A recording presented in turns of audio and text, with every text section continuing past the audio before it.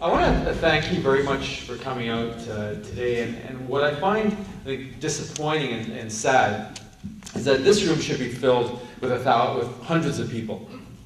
Because this is what I've been calling the billion-dollar boondoggle. Of all the issues that I've personally been dealing with over the last 16 years, I can't think of one that has been so driven by fear, misperceptions, misinterpretation, and plain ignorance. Backed by, actually, goodwill by many folks.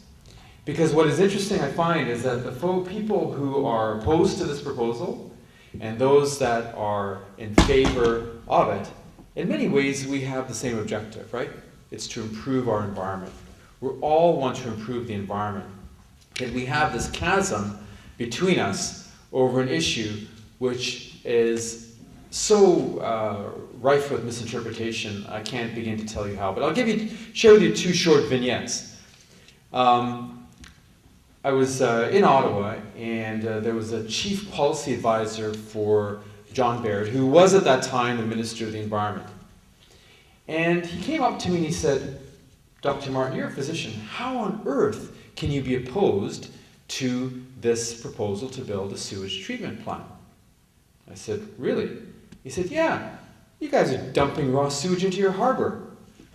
I said, "Really?" "Oh yeah, it's just going right into the harbor." And then I began to tell him the facts. I could have been speaking in tongues. If you took a look at his eyes, we were in two different planets. This person was a chief advisor to the Minister of the Environment federally. Isn't that remarkable? Now, 6 weeks ago, I had a senior member of the CRD and local municipal politicians in my office in Ottawa discussing this issue of the sewage plant. I think they were trying to get me on side. One of the people there, elected politicians who will remain unnamed, said, "But you got to support this. This is about global warming." And I bring this up just to show you that how people who are responsible for this issue are deeply misinformed about it. We who are in this room would find that remarkable, given the hard work that's been done by members of the ARESST group and members of the ARESST TV group. Why on earth are these people not asking them a simple question? Why are the top marine scientists in Victoria, why a former Minister of the Environment, David Anderson, why are 6 chief medical officers whose bread and butter is public health, why are they on one side of this equation against this issue? They've got to ask themselves this question.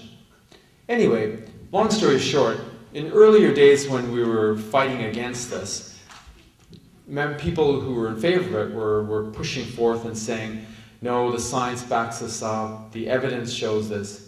Now, as of 6 weeks ago, this is their response.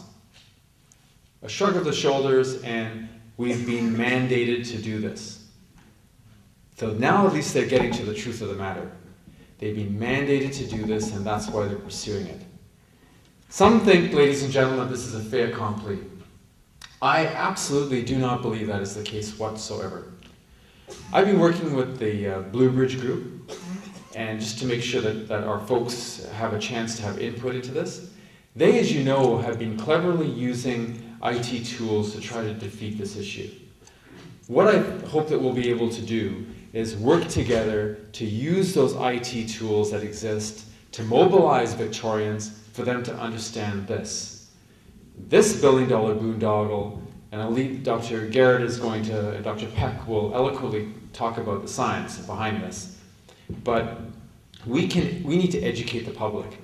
We need to make sure that they're going to understand that they will be paying $400 to $700 a year for almost nothing in return, in perpetuity.